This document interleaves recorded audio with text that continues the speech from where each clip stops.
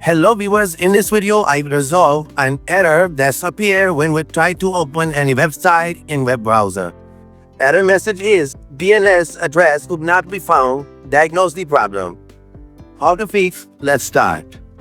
Click on Windows icon and go to Gear setting icon. On this window, find here Network and Internet. On the left side, you will find here Ethernet. Now click on Change Adapter Settings.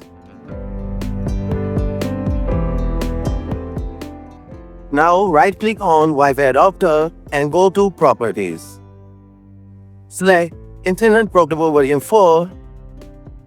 And now on the radio button, use the following DNS server address. And enter the following DNS IP address.